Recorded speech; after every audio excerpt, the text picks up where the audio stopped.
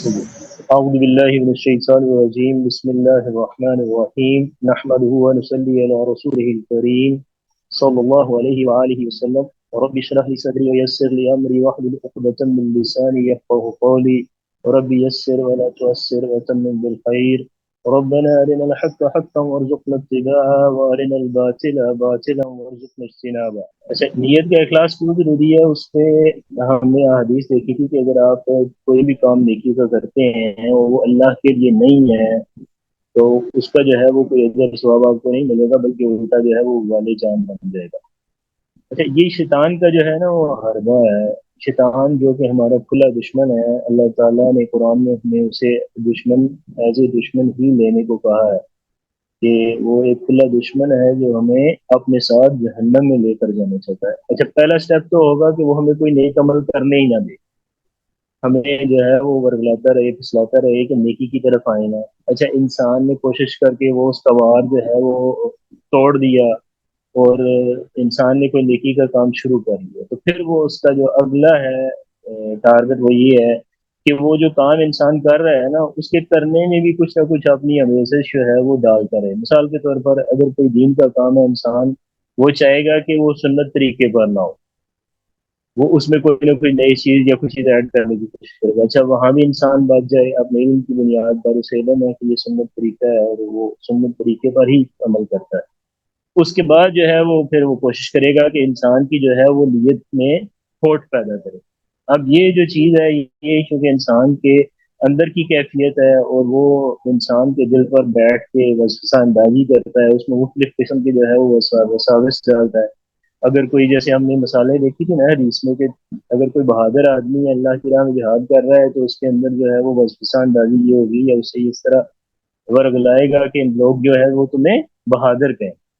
اسی طرح جو ہے عالم ہے اسے کہے گا کہ واہ واہ کیا بات ہے، کیا آپ نے جو ہے وہ لوگوں کو تعلیم و تعلم کا کام شروع کر دیا ہے۔ اور ہو سکتا ہے وہ انسانوں میں سے ہی کچھ لوگ جو ہے وہ اپنے ساتھ ملا لے اور ان کی زبان سے جو ہے وہ آپ کی تعریفیں اور توصیف ایسی ایسی کرائے کہ انسان اس کا شکار ہو جائے کہ شاید اس میں انسان میں کوئی ایسا کمال ہے جس کی وجہ سے وہ لوگ بات سنتے ہیں، یا انسان کے اندر کوئی کمال ہے جس کی بنیاد پر وہ عالم بنے۔ تو اس لیے جو ہے وہ اگر انسان اپنی نیکی جو ہے وہ مکمل خالص اللہ تک لے کے جانا چاہتا ہے تو اسے اپنی اس نیت پر بار بار غور کرنا چاہیے جب تک وہ نیکی کر رہا ہے، بلکہ مرنے دم تک انسان کو یہ غور کرنا چاہیے کہ وہ زندگی میں جو بھی نیک کام کر رہا ہے وہ کس لیے کر رہا ہے، اس کا روح کیا ہے، اس کا اندر اس کو جواب دے دے گا کہ وہ کس لیے کر رہا ہے۔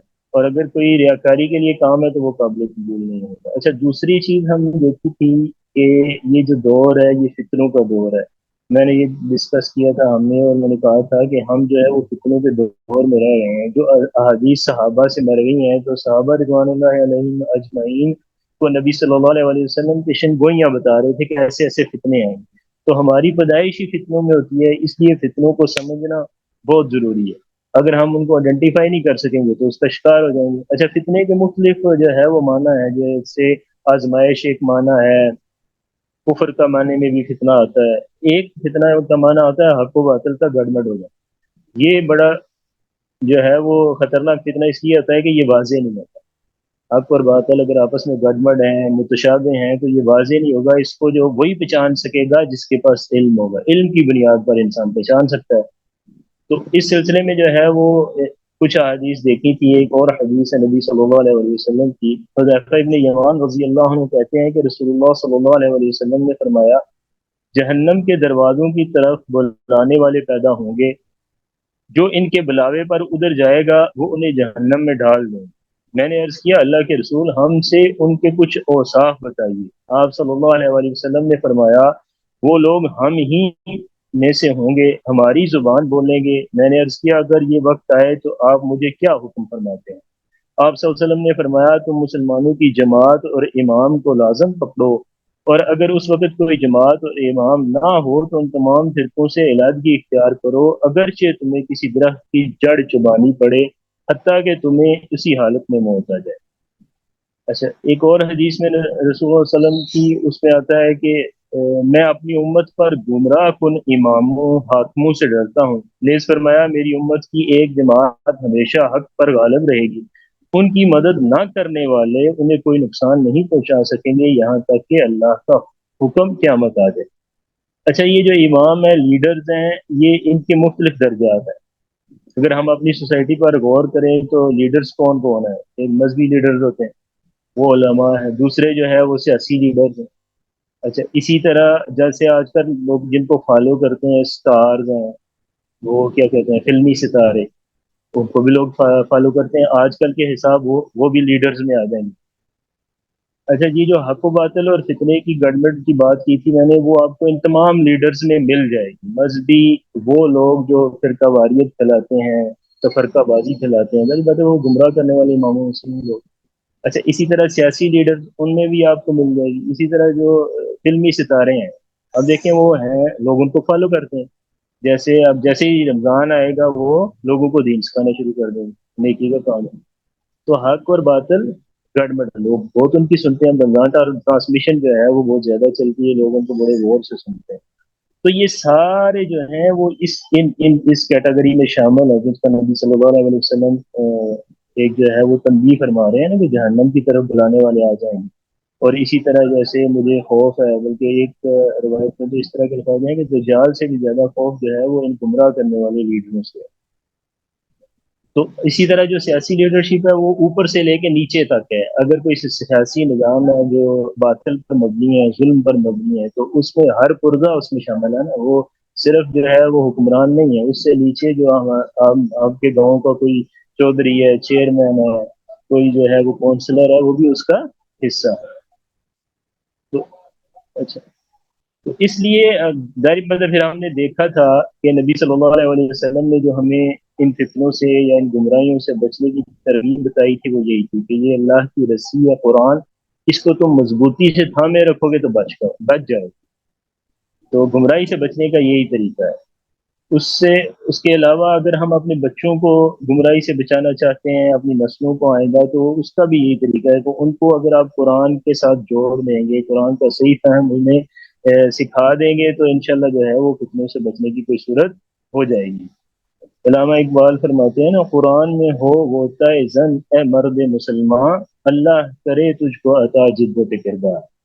اچھا، ایک اور ایشو جو آئے گا وہ یہ آئے گا کہ چونکہ ہم ایک گمراہ معاشرے میں رہ رہے ہیں، بے دین معاشرہ ہے ہمارا، اور قرآن جو کریکٹر خصوصیات مومن کے ذکر کرتا ہے، خاص طور پر جو اللہ کے بندوں کے ذکر کرتا ہے، وہ سمجھیں کہ وہ اللہ کا بندہ ایسے ہے جیسے ہو جو سریا پہ ہو، اور ہمارا معاشرہ ایسے ہے جیسے زمین کی پاتال میں جو وہ ہو۔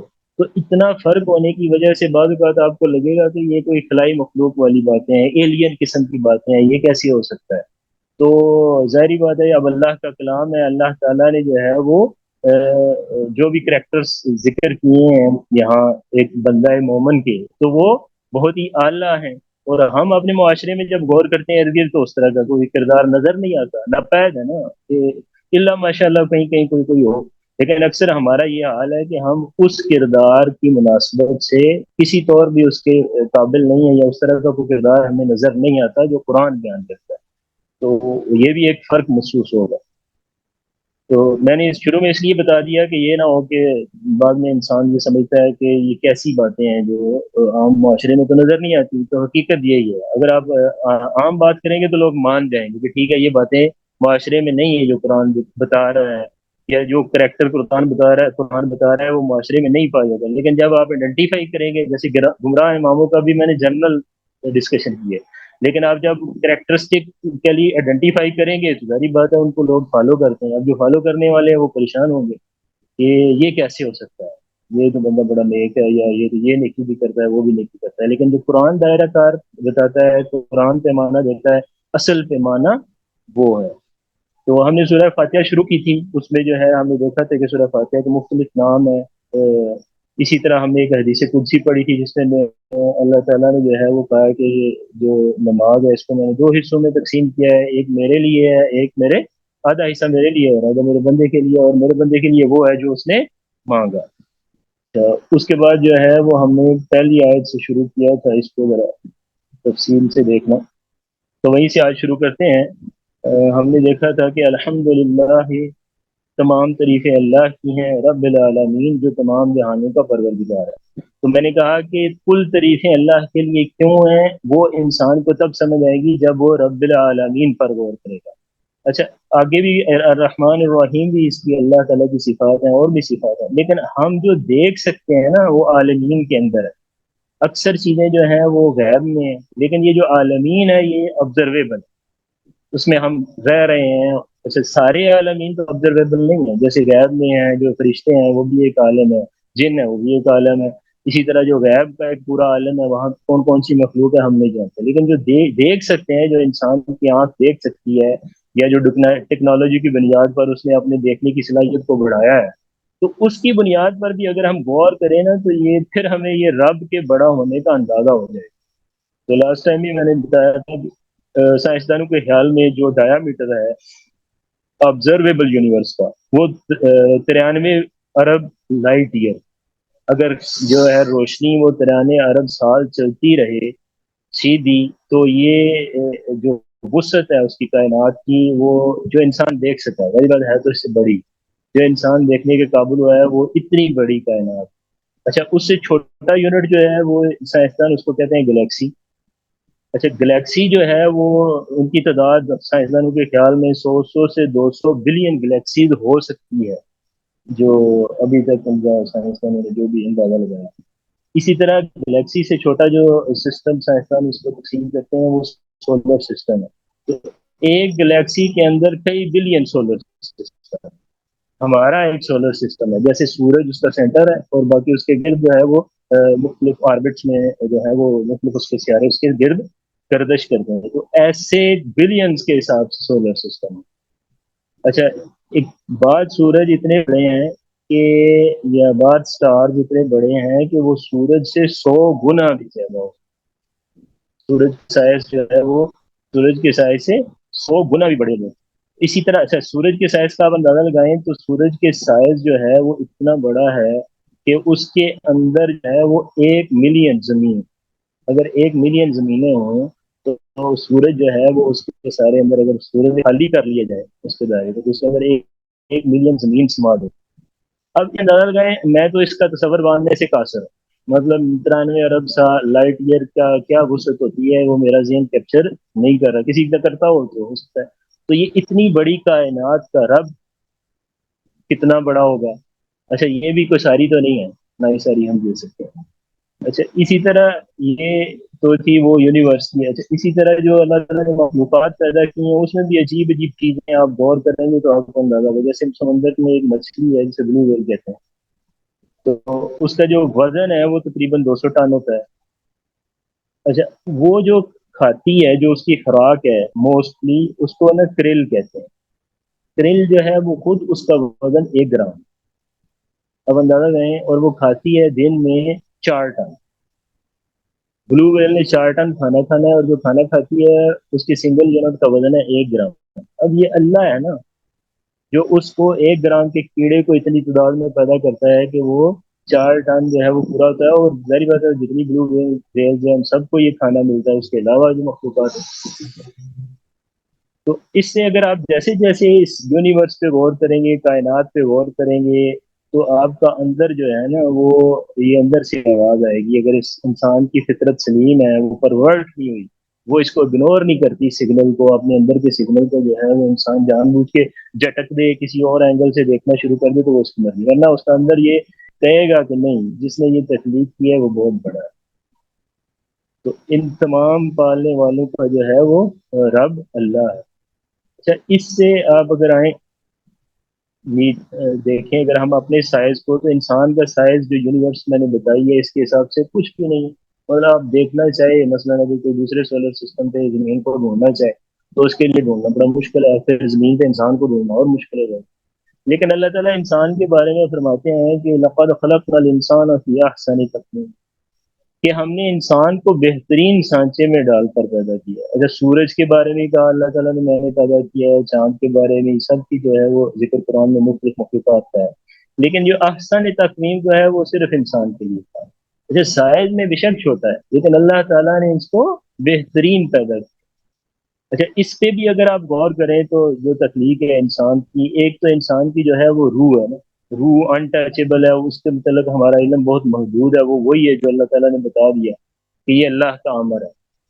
اچھا، اس کے علاوہ جو انسان کے جسمانی چیزیں اللہ تعالیٰ نے انسان کو دی ہیں، اس میں سب سے زیادہ جو انسان کا دماغ ہے، جس کو ہم استعمال کر کے ابھی یہ جو ہے وہ سیشن کر رہے ہیں، تو اس کے بارے میں جو ہے وہ سائنسدانوں نے جو ایسٹیمیشن لگائی ہے کہ اس کے اندر جو کیا کہتے ہیں اس کو، اس کے اندر جو نیورونز ہیں وہ تقریباً 86 ارب، 86 ارب نیورونز پہ مشتمل ہمارا دماغ ہے۔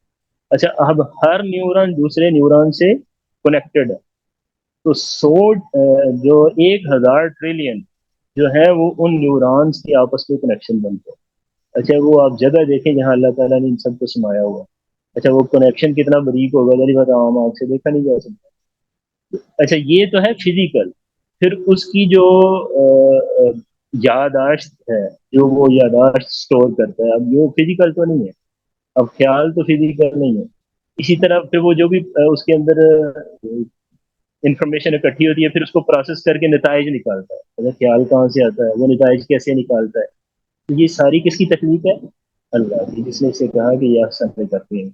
اسی طرح انسان اپنے جسم پر غور کرتا رہے تو اس کے اندر اسے صرف اپنے جسم پر ہی غور کرے تو اس سے اللہ کی آیات بہت زیادہ نظر آ جائیں گی۔ انسان اپنی آنکھ پر غور کر لے، جس طرح کام کرتی ہے، جس طرح کی کیپیسٹی اللہ تعالیٰ نے اسے بنائی ہے۔ اچھا، پھر سب سے بڑی بات ہے کہ ہم کیا کرتے ہیں، ہم کیا کرتے ہیں، ہم کھانا کھاتے ہیں، اس کے بعد ہمارا کوئی کام، ہم کھانا کھاتے ہیں پیتے ہیں، کوئی کام نہیں، اس کے بعد سارا کام جو ہے وہ اللہ تعالیٰ نے جسم کو سمجھایا ہوا کہ یہ اس طرح اس کو خوراک کو میدے کے میں لے کے جانا ہے، پھر اس کو ڈسٹریبیوٹ کرنا ہے، اس سے خون بھی بنے گا، پانی بھی بنے گا، پخانا بھی بنے گا، یہ لاب و دہن بھی بنے گا، اس سے جو ہے وائٹ سیل بھی بنیں گے، ریڈ بلڈ سیل بھی بنیں گے۔ تو جتنی بھی چیزیں انسان کی ضروریات ہیں انسانی جسم کی، وہ انسان کا میدا اسے سپلائی کرتا ہے، تو مختلف اعضاء دوسرے بھی اس کو سپورٹ کرتے ہیں۔ اچھا، وہ ساری چیزیں کس نے کی ہیں؟ میں تو اس پہ کچھ نہیں کر رہا، میں تو کھانا کھا کے سو جاتا ہوں۔ اچھا، میں کھانا کھا کے سو جاتا ہوں، اس کے بعد جو پروسیس چل رہا ہے وہ اللہ تعالیٰ چلا رہا ہے۔ تو اب یہ جتنا بھی کائنات ہے، جتنی بھی کائنات ہے، جتنی بھی مخلوقات ہے جو ہمارے سامنے ہے، جو ہم دیکھ سکتے ہیں، چاند ہے، پہاڑ ہے، سورج ہے، ستارے ہیں، جو ہے وہ جانور ہیں، چرند ہیں، پرند ہیں، سب کو پالنے والا جو ہے وہ اللہ ہے۔ اگر اس کا صحیح ادراک انسان کو سمجھ آ جائے تو پھر انسان کو یہ اندازہ ہوگا کہ وہ کتنا بڑا رب۔ تو اللہ ہی پیدا کرنے والا ہے، وہی پرورش کرنے والا ہے، وہی ہر چیز کے ان کا خیال کرنے والا ہے۔ ایسا پھر یہ ہے کہ انسان کو اللہ تعالیٰ نے، انسان کو یہ صلاحیت دی اللہ تعالیٰ نے کہ انسان باقی مخلوقات کو انسان استعمال کر رہا ہے، انسان کے استعمال کے تصرف میں دے نا، ہم سورج کی روشنی سے بجلی بنا رہے ہیں، جو ہے وہ اونٹ کو ہم استعمال کر رہے ہیں، گھوڑے کو ہم استعمال کر رہے ہیں۔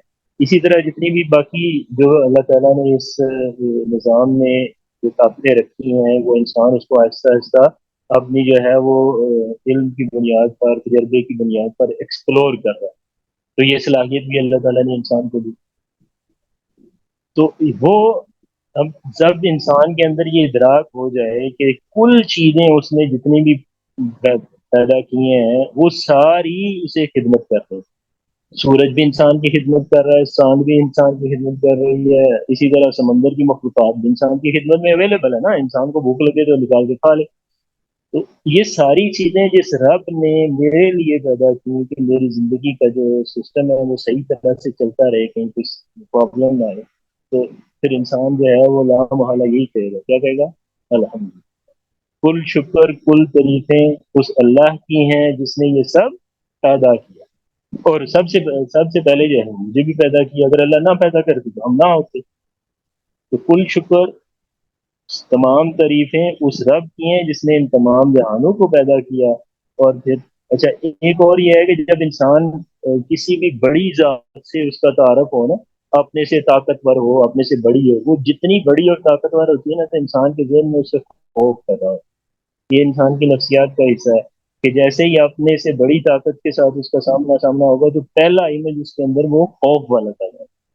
تو جیسے ہی آپ کو ادراک ہو کسی کو کہ یہ رب اتنا بڑا ہے، تو اس کے اندر لا محالہ جو ہے وہ ایک خوف کی طبیعت پیدا ہوگی۔ اس کے ساتھ ہی پھر اللہ تعالیٰ نے یہ جو ہے وہ اپنی دو صفات کا ذکر کیا ہے، کہ انسان اس کا خوف کا شکار نہ ہو. تو اللہ تعالیٰ فرماتے ہیں کہ وہ الرحمن الرحیم، جو سب پر مہربان ہے، بہت مہربان.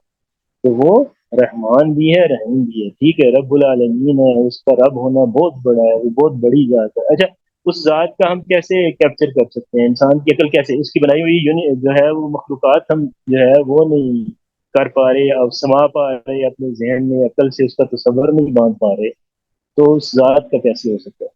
تو وہ ذات جو ہے جو بہت بڑی ہے، بڑے ہونے کے ساتھ ساتھ وہ رحمان بھی ہے، رحیم بھی ہے. تو اس سے انسان کے اندر جو ہے وہ ایک قسم کا کہہ سکتے ہیں کہ وہ خوف کو زائل کرنے کے لیے جو ہے وہ بڑی تو ہے اللہ کی ذات، لیکن ساتھ رحمان اور رحیم بھی ہے. تو رسول اللہ صلی اللہ علیہ وسلم کی ایک حدیث ہے، اس میں فرماتے ہیں اگر ایمان والا اللہ کے غضب و غصہ سے اور اس کے سخت عذاب سے پورا واقف ہوتا تو اس وقت اس کے دل سے جنت کی تمع ہٹ جائے، اور اگر کافر اللہ تعالیٰ کی نعمتوں اور اس کی رحمتوں کو پوری طرح جان لیتا تو کبھی نا امید نہ ہوتا. تو یہ اس کی جو ہے وہ ادراک ہے. اگر آپ کو اللہ، ویسے بھی اللہ کی کوئی صفت ہے نا، اس کا ادراک انسان تو کر نہیں سکتا. تو انسان کا ذہن اس طرح کا ہے، تو اس پر جب ایک تصور غالب آ جائے تو وہ اسی کا جو ہے وہ شکار ہو جاتا ہے. تو اس میں بھی اگر انسان صرف غیظ و غضب پر غور کرتا رہے کوئی، تو بات ہے اللہ تعالیٰ کا جو قہار ہونا جو ہے وہ اور اللہ تعالیٰ بہت سخت سزا دینے والے ہیں. اسی طرح اگر انسان رحمت پر صرف غور کرتا رہے تو اللہ تعالیٰ بہت رحیم ہے، جسے چاہے بخش دیں، جسے چاہے معاف کر دیں. تو اصل جو کیفیت ہے وہ ان دونوں کے درمیان کی ہے کہ اللہ کا خوف بھی ہونا چاہیے اور اس سے امید بھی ہونی چاہیے. تو اللہ تعالیٰ رحمان ہے، رحیم ہے. اچھا، اگر صرف رحمان رحیم کا تصور انسان کے ذہن میں آ جائے نا، تو جیسے یہ اس حدیث سے بھی مفہوم آتا ہے کہ کافر بھی یہ امید لگا بیٹھے گا کہ میں جنت میں چلا جاؤں. تو اگر صرف رحمان رحیم کا تصور آئے تو انسان بے عملی کا شکار ہو جائے گا. جیسے میں نے پہلے کہا نا کہ انسان، یہ بھی انسان کی نفسیات کا حصہ ہے کہ اگر کوئی بڑی ذات ہو تو اس سے خوف محسوس ہوتا ہے، لیکن اگر اسے پتہ چل جائے کہ نہیں یہ کہتا کچھ نہیں، تو وہ پھر اس کا باغی ہونے کا بھی خطرہ ہوتا ہے. مثال کے طور پر آپ بچہ دیکھیں نا، گھر میں بچے اس آدمی سے، اس گھر والے سے ڈریں گے جو ذرا سخت ہے. اچھا، جو کچھ نہیں کہتا ہے اس کے ساتھ شرارتیں بھی کریں گے، اور اچھا بعض اوقات بدتمیزی بھی کر دیں گے. اس کے آ رہا ہے جا رہا ہے انہیں اس سے فرق نہیں پڑے گا. تو اب ظاہری بات ہے اللہ تعالیٰ یہ تو نہیں چاہتے میرا بندہ جو ہے وہ بالکل بے عمل ہو کے بیٹھ جائے اور میرے بارے میں کوئی ایسا تصور باندھ لے کہ بس ٹھیک ہے اللہ تو رحمان رحیم ہے، وہ میں جو بھی کرتا رہا ہوں بخش دے گا. تو اس تصرف کو جو ہے وہ سمجھے، اس تصور کے بارے کو ختم کرنے کے لیے اللہ تعالیٰ نے ساتھ کی اگلی آیت میں جو ہے وہ ذکر کیا ہے.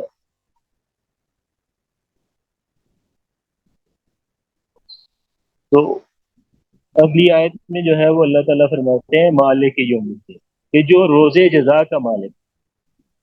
اچھا، اس میں جو ہے نا وہ ایک اور حدیث ہے اللہ تعالیٰ کے پاس رحمت کے بارے میں، کہ اللہ تعالیٰ کے پاس رحمت کے 100 حصے ہیں، اللہ نے اس میں ایک حصہ جنوں، انسانوں، کیڑوں مکوڑوں میں اتارا.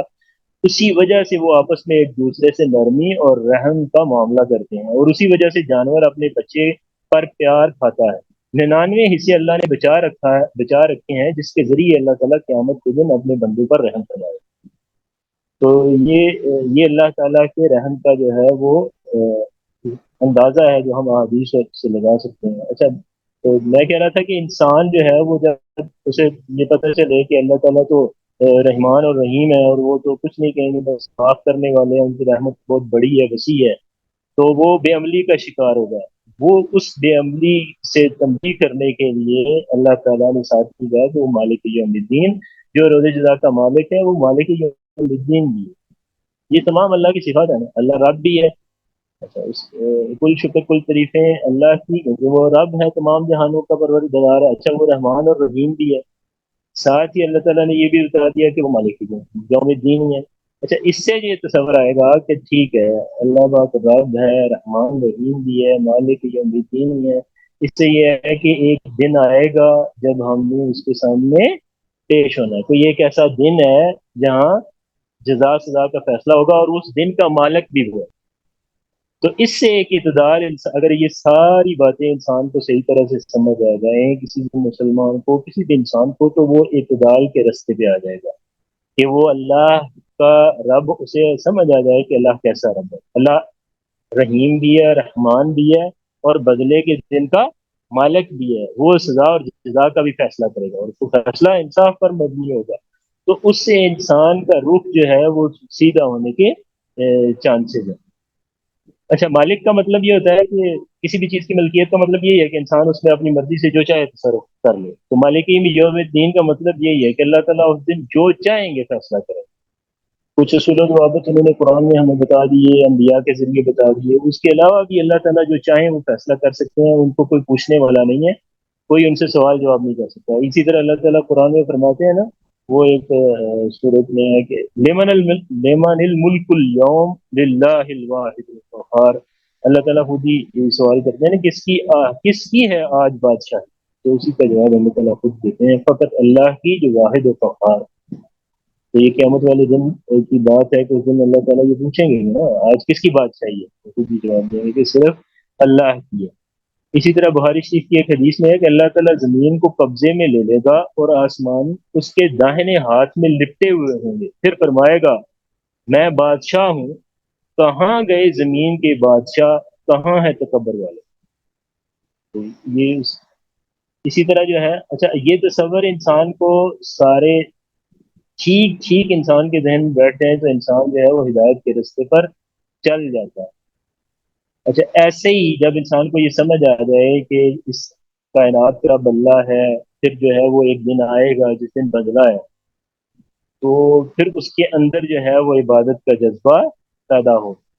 ظاہری بات ہے، انسان جب اپنے سے بڑی ذات، اپنے سے جو ہے معتبر ذات ہے، جس کو وہ محبت کرتا ہو، جس کے سے کچھ نہ کچھ خوف محسوس کرتا ہو، تو پھر وہ اس کی تعظیم کرنا چاہتا ہے. جیسے ہم دیکھیں نا، کوئی پیر صاحب آ جائے، کوئی بڑا لیڈر آ جائے، تو اس کے آنے پر ہم کھڑے ہو جاتے ہیں، اس کو جھک کر سلام کریں گے بعض لوگ. تو یہ ساری چیزیں انسان کی فطرت کا حصہ ہیں. تو وہ جیسے ہی انسان کو یہ سمجھ آ جائے کہ اللہ ہے، رحمان ہے، رحیم ہے، مالک یوم الدین ہے، تو پھر وہ جو ہے نا، وہ اس کے اندر سے آواز نکلے گی، ایاک نعبد. اس کے اندر سے آواز نکلے گی، ایاک نعبد، اے اللہ ہم تیری ہی عبادت کرتے ہیں. ظاہری بات ہے، اللہ جو بھی پیچھے ہم نے ان کی صفات پڑھی، رب ہونا، رحمان رحیم ہونا، اور مالک یوم الدین ہونا، اس میں دوسرا کوئی شامل نہیں ہے. کوئی دوسری ہستی، کوئی دوسری آزاد اس میں شامل نہیں ہے، وہ اکیلا ہے. تو اسی کی ہم عبادت کریں گے. تو جو عبادت ہے، یہ نعبد جو ہے عبادت سے مشتق ہے، جس کے معنی ہے کسی کی انتہائی تعظیم و محبت کی وجہ سے اس کے سامنے اپنی انتہائی عاجزی اور فرما برداری کا جا. جیسے میں پہلے کہہ رہا تھا کہ انسان جو ذات اس سے بڑی ہو، جس سے وہ محبت کرتا ہو، جس کی وہ رسپیکٹ کرتا ہو، تو اس کے لیے پھر وہ اپنا رویہ رسپیکٹ فل کر لیتا ہے. جو ہے وہ اس کے اندر عاجزی تعظیم کا اظہار اس کی جو ہے وہ اعمال سے ہونا شروع ہو جاتا ہے، اس کے ریلیشن شپ میں. کہ وہ جب اپنے استاد سے کوئی انسان ملتا ہے یا کسی بڑے سے، تو وہ تعظیم کے ساتھ ملتا ہے. اسی طرح جب یہ سمجھ آ گئی کہ اللہ بڑا ہے اور سب سے بڑا ہے، تمام جہانوں کا پروردگار ہے، تو پھر اسی ہی کی عبادت کی جائے گی. تو عبادت کا جو لفظ ہے وہ عربی زبان میں تین معنوں میں استعمال ہوتا ہے: پوجا اور پرستش، اطاعت اور فرما برداری، بندگی اور غلامی. اس مقام پر تینوں معنوں میں بیات رکھنا گیا. مطلب کہ ہم اللہ کی پوجا بھی کرتے ہیں، اللہ کی اطاعت بھی کرتے ہیں، اور ہم اللہ کے بندے بھی. اچھا، امام غزالی رحمۃ اللہ علیہ نے عبادت کی جو ہے وہ 10 قسمیں لکھی ہیں: نماز، زکوٰۃ، روزہ، حج، تلاوت قرآن، ہر حالت میں اللہ کا ذکر، حلال روزی، پڑوسی اور ساتھیوں کے حقوق، لوگوں کو نیک کاموں کا حکم کرنا اور برے کاموں سے روکنا، رسول اللہ صلی اللہ علیہ وسلم کی سنت کی اتباع کرنا. اچھا، یہ 10 ہیں. اب اس کو تقسیم کیا جا سکتا ہے، یہ کچھ جامع ہیں، اس کے علاوہ بھی اس میں ایڈ ہو سکتی ہیں. تو اصل مفہوم یہ ہے کہ انسان اللہ کا بندہ ہے ہر لمحے. انسان کی زندگی کا کوئی لمحہ ایسا نہیں ہے کہ وہ کہے کہ میں نہیں، اس لمحے میں اللہ کا بندہ نہیں ہوں، یا اس لمحے میں نے اللہ کی عبادت نہیں کرنی. اب دیکھیں، خاموشی بھی کہتے ہیں نا عبادت ہے. تو اگر انسان اللہ کے لیے خاموش بیٹھا ہے تو وہ عبادت نہیں کر رہا ہے نا، کہ اللہ نے حکم دیا ہے خاموش رہو اس موقع پر، تو وہاں خاموش رہنا بھی عبادت ہے. اچھا، ایک تو ہمارے ہاں مسئلہ یہ ہے کہ ہم سرے سے نماز ہی نہیں پڑھتے. پہلی جو کیا کہتے ہیں، ایمان لانے کے بعد جو سب سے بنیادی فرض ہے مسلمانوں پر، وہ نماز ہے. ہمارے ہاں چونکہ مرور زمانہ کے ساتھ اور پھر ہمارا تعامل ایسا ہو گیا ہے کہ ہمیں نماز کی بھی ہماری دلوں سے یا ذہنوں سے اہمیت ختم ہو گئی. اگر آپ قرون اولیٰ کا دور دیکھیں یا نبی صلی اللہ علیہ وسلم کے دور میں دیکھیں تو منافقین کو بھی نماز پڑھنی تھی. وہاں یہ تصور ہی نہیں تھا کہ مسلمان اور نماز کوئی دو الگ چیزیں. مسلمان اور نماز ایک ہی چیز ہے. جیسے احادیث میں بھی آتا ہے تو نماز جو ہے وہ دین کا ستون ہے. جو 5 بنیادی چیزیں ہیں جن پر دین کی بنیاد ہے اس میں دوسرا نماز ہے. اچھا نماز جو ہے وہ ایک ایسی چیز ہے کہ اگر انسان کے پاس سطر ڈانپنے کے لیے کپڑا ہے تو یہ اس کی ضرورت. اگر اس کے پاس یہ موجود ہے اور وہ عاقل ہے اور بالغ ہے تو پھر اس سے مزید اس پر کوئی خرچہ نہیں. سطر ڈانپنے کے لیے کپڑا ہے, انسان عاقل ہے اور بالغ ہے, اب اس پر مزید اس پر کوئی خرچ نہیں. تو اچھا پانی نہیں ہے تو تیمم ہو جائے گا, پانی اویلیبل ہے تو پانی سے وضو کر لے, پانی نہیں ہے تو تیمم ہو جائے گا. تو اس سے یہ پتہ چلتا ہے کہ جو نماز ہے اب اللہ تعالیٰ نے لازم بھی اسی لیے کی نا. اگر اس پہ کوئی خرچ آتا ہوتا, کوئی ایکسٹرا ایفرٹ آتی ہوتی, جیسے حج پہ آتی ہے, زکوٰۃ پہ آتی ہے, دوسرے معاملات پہ آتی ہے, تو اس میں ہر چیز میں کچھ نہ کچھ بنیادی کوئی کرائٹیریا ہے کہ اگر اتنے پیسے ہوں گے تو زکوٰۃ فرض ہوگی, حج کے لیے خرچہ ہوگا تو حج فرض ہوگا. اسی طرح اگر کسی نے جہاد کرنے جانا ہے تو اس کے اندر جہاد کرنے کی طاقت ہے تو وہ جہاد کرنے کے لیے جائے گا. اچھا نماز کو اللہ تعالیٰ نے اتنا آسان اور ہر انسان کی استطاعت میں رکھ دیا ہے کہ اس پر اس کے لیے اس کو چھوڑنے کی کوئی گنجائش پھر اس لیے نہیں چھوڑ. اس کو آسان بھی رکھا ہے اور اس کی وجہ یہی ہے کہ اس میں کسی بھی انسان کو چھوڑنے کے لیے کوئی گنجائش نہیں ہے. انسان بیمار ہے تو بیماری کی حالت میں بھی موجود ہے سنت طریقہ, آپ اس میں بھی نماز پڑھ سکتے ہیں. تو نماز چھوڑنے کی کوئی وجہ اسلام میں نہیں ہے. کوئی بھی انسان جو اللہ پر ایمان رکھتا ہے اس کے پاس کوئی وجہ نہیں ہے, وہ عاقل ہے اور بالغ ہے, اس کے پاس کوئی ریزن نہیں ہے کہ وہ نماز چھوڑ. اس لیے پھر احادیث میں جو ہے وہ نماز کے بارے میں بہت سخت سخت جو ہے وہ وعید بھی آئی ہیں. جیسے ایک حدیث میں آتا ہے آدمی اور کفر و شرک کے درمیان نماز کا ترک کرنا, مطلب کفر اور شرک کے درمیان فرق کرنے والی چیز نماز ہے. اچھا اگر آپ نماز میں چھوڑ دی تو اس کا مطلب کفر اور ایمان میں فرق ختم ہو. حدیث کا مفہوم یہی ہے, آپ اپنے دل کو ہم تسلی دیتے رہیں, کوئی فتویٰ نہیں لگا رہا, کوئی ہمیں کافر نہیں کہہ رہا, تو وہ الگ بات ہے. لیکن حدیث کا مفہوم یہی بنتا ہے کہ اگر ایک آدمی ہے اور وہ ایمان والا ہے, ایمان کا دعوے دار ہے, تو اس کے ایمان میں اور کفر میں فرق چیز یہی کرے گی کہ یہ نماز پڑھتا ہے یا نہیں.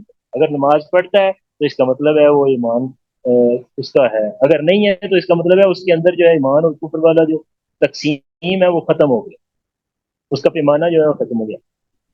اسی طرح رسول اللہ صلی اللہ علیہ وسلم فرماتے ہیں 5 نمازیں ہیں جو اللہ نے بندوں پر فرض کی ہیں, بس جس شخص نے ان کو اس طرح ادا کیا ہوگا کہ ان کو ہلکا سمجھ کر ان میں کچھ بھی کمی نہ کی ہوگی تو اس کے لیے اللہ کے پاس جنت میں داخل کرنے کا عہد ہوگا. بس بھائی اور 3 منٹ رہ گئے. جو شخص ان کو ادا نہ کرے گا تو اس کے لیے اللہ کے پاس کوئی عہد نہیں. اللہ چاہے تو عذاب دے اور چاہے تو اسے جنت دے.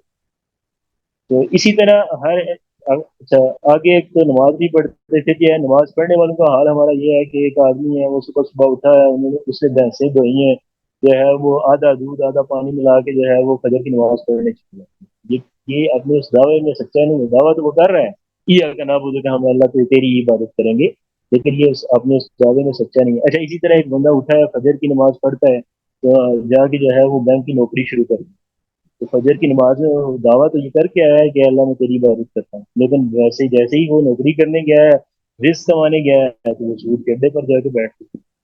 تو اب وہ اپنے دعوے میں سچا نہیں. اسی طرح اس میں مختلف چیزیں جو ہیں وہ ایڈ کرتے جائیں. ایک آدمی ہے جو کریانے کی دکان پہ ہے, اس نے ایریل 2 نمبر رکھا ہوا ہے, سنسوڈائن 2 نمبر ہے, کولگیٹ 2 نمبر ہے, تو وہ کیا کما, بے شک وہ جو ہے وہ تہجد گزار.